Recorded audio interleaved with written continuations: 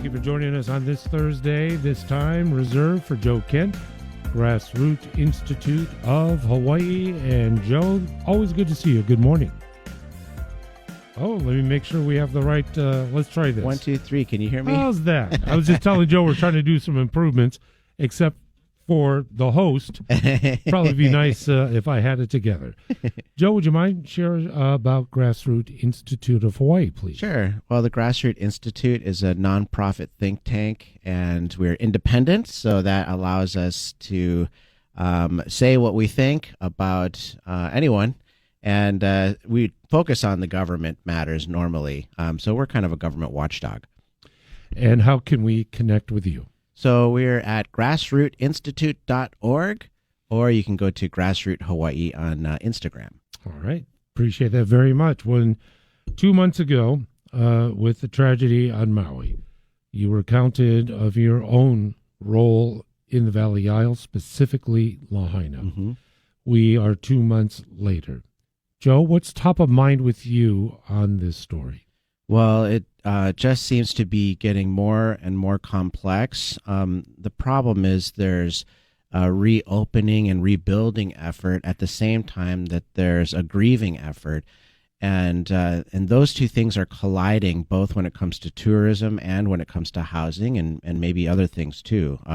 There's a blame game going on too, so it just gets more and more complex. Mm-hmm. We've seen this week a big protest about reopening tourism on Maui, and I think there were 14,000 signatures or more saying that it's too soon to open tourism. I mean, and at the same time, you have voices on Maui who are saying we need to reopen tourism because that's my job, you know, Mm-hmm. and so it's really interesting to see this interplay right now. So I just a couple of questions, sidebar. I know that Mayor Bisson had an announcement earlier this week in regard to some aid for displaced families, and I understand that. Mm-hmm. But as far as where is Mayor Bisson, Mm-hmm. it just seems that there's a dearth of connectivity, FaceTime, accessibility. I would take that to the governor's office to a degree, but specifically Maui-centric. Mm-hmm. Yeah, after any tragedy, after any emergency, it's very the politicians right now are in the chopping block, you might say. And so I think he may be feeling sensitive. Of course, any even politicians, Maui council members, just look at any politician in charge and wonder if they're going to be here. And so I think Mayor Bisson, at least, I don't know if he's consciously doing it, but it's certainly perceived to be in the background. I mean, if you think about who is in the foreground, it's Governor Green, actually, who survived a different emergency, the COVID-19 emergency, and actually he rose in prominence during that, which was a very different path than politicians normally take. And so, there are still questions about Bisson's role during the emergency. Where was he? He gave an answer that he was there trying to help with the emergency and the management agency there. But it was kind of a vague answer that I think was unsatisfactory. And also, he, I believe, was responsible for the appointment of Herman Andaya, who was the management director there, former management director of the Emergency Management Agency on Maui that famously did not sound the sirens. And so I think there are legitimate questions about, by Bisson's role, but right now, at least, he, to take the positive tack, he may just be trying to direct resources to where they're needed and just is, a little bit out of the picture when it comes to the public eye. So, but he did, though, alter Governor Green's reopening date of October 8th. Governor Green said that we're going to reopen tourism. And Bisson said, hold on, let's reopen it in a phased way. So now there are 3 phases. The first phase starts again on October 8th, and that includes Kapalua to Kahana. if that's far north Right. of Lahaina. Yeah. I mean, it's I used to live in Kahana there. It's very far away from Lahaina, but then the second and third reopening kind of concerned the Kaanapali hotel area, and in any case, I'm almost wondering why they even have to talk about this, because you can go to West Maui right now. There are some tourists in West Maui, and it's not even that you're mandated to open. Some actually at most hotels that would be allowed to open on October 8th that I'm looking at aren't even open on October 8th. They're opening in December. And so I think we need to think about the principle of individual liberty here and self-ownership. You have autonomy over your own life. If you want to, participate in tourism and try to, service tourists, you can. If you don't want to, if it's too soon for you, then you don't have to. But I think the problem with the tourism question and the housing question is that we're trying to say when everyone else should be ready. But it really should be a question of when are you ready, and how can we allow that autonomy? Let's be honest. The divisiveness is also fueled by a cogent and active anti-tourism sentiment. And I'm not saying or accusing, I'm just saying that is an obvious we have known about for ages. When I was in the tourism business, in the cruise business, I sensed it, knew it, saw it, all of that. Granted. I'm just cautionary that the messaging that we're hearing is commingled or even led by those with that sentiment over the support and advocacy of those who are displaced. And the volume of this, it's no bueno, no good, because it's going to affect us here at home, and it's going to affect what you must have. Commerce, economy, tourism. Yeah. And I mean, if you look at the recovery effort, the Maui County doesn't have money right now. They're trying to rebuild with $40 million in their housing fund. We're talking about billions of dollars that they need. Where does that $40 million come from even? It comes from tourists. And so actually tourists are a big help in the rebuilding effort and keeping people employed. I mean, we don't want two disasters to happen, which is the second being the unemployment of the county. And so absolutely, I think but to be positive again, even people who like tourists and service tourists and give a lot of aloha all of their life to tourists, some of those people are still grieving and should make their own time of when they want to participate again. So everyone has their own timeline here. Talking with Joe Kent, Grassroots Institute of Hawaii. How can folks reach out to you, Joe? grassrootsinstitute.org, or go to our Instagram. We've tried to break it down in 15 seconds and a lot of funny videos there. What I'd like to do is, again, with housing top of mind, obviously Valley Isle, but also statewide. I had a caller that talked with the mayor and said, why is it that we stop mainland outside buyers? Exactly.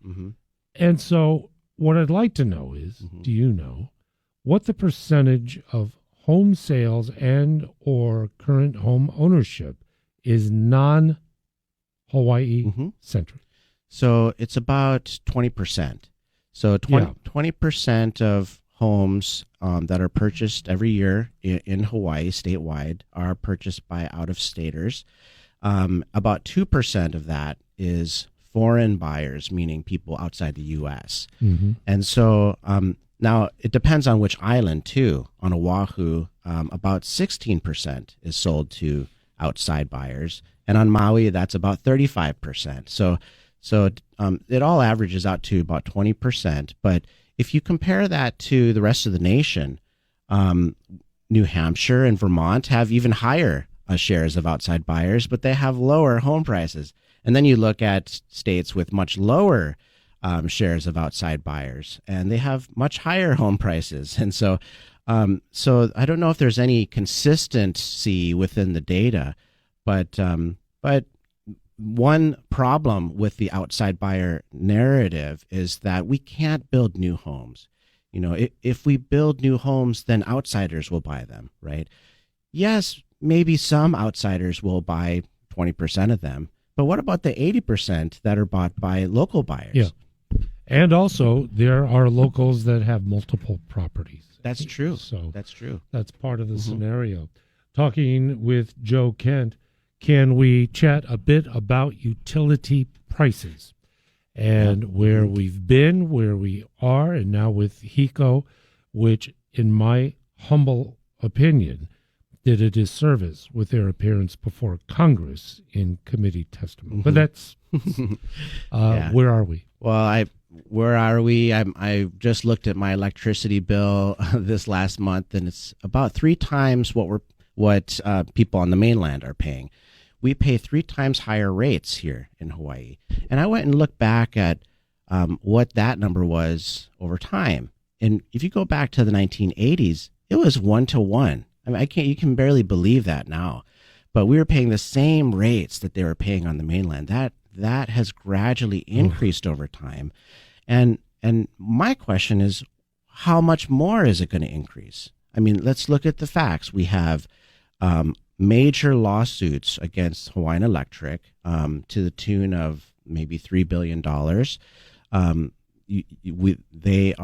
HECO is asking the Public Utilities Commission if they can raise their rates to pay for the lawsuits, perhaps. So that's right into the rate. You have major infrastructure rebuilding efforts for, of course, Lahaina, but also to try to prevent future fire disasters, perhaps by burying electric lines.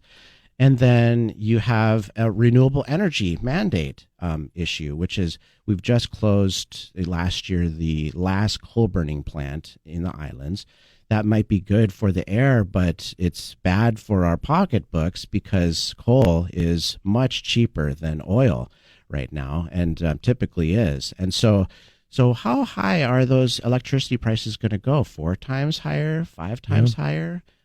So it's really difficult to dig into the numbers. You need an expert, and the experts are busy right now. The experts are HECO.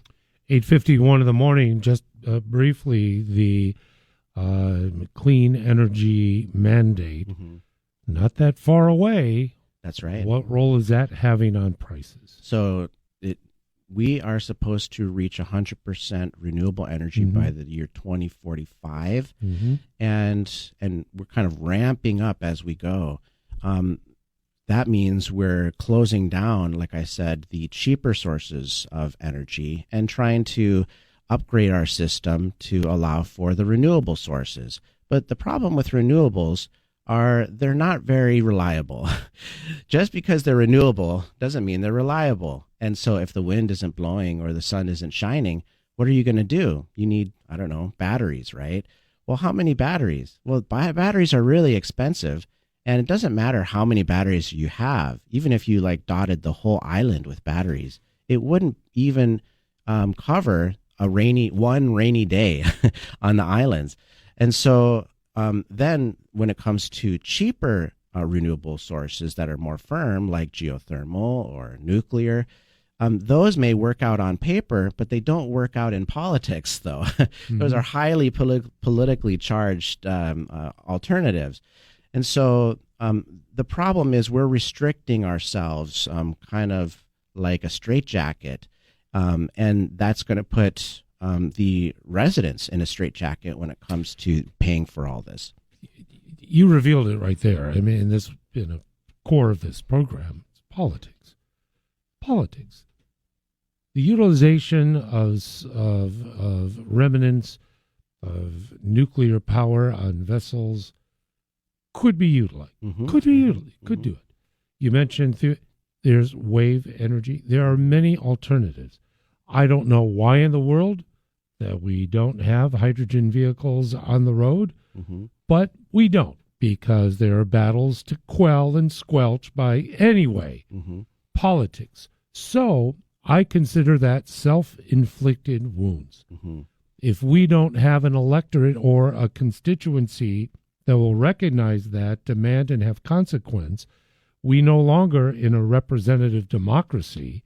We are a de facto dictatorship or whatever, benevolent sovereign, I don't know, whatever term it is. We have to get that knowledge and understanding that if we decide, we have to act.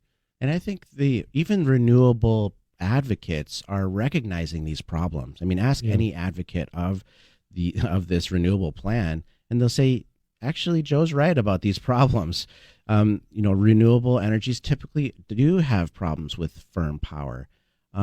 So how are we going to solve this problem? Or is this problem going to be solved by it becoming so expensive here that families continue the march towards the mainland? I forgot to do some business here, Joe. This is 2 minutes. It will be right back with Joe Kent after this. We have a few moments remaining with Joe Kent, and I want to thank Joe and Grassroots Institute of Hawaii for being a part of the program. Joe, we have literally just about 2.5 minutes remaining. I'd like to turn it over to you for some final thoughts, topic, anything you'd like to sure. do.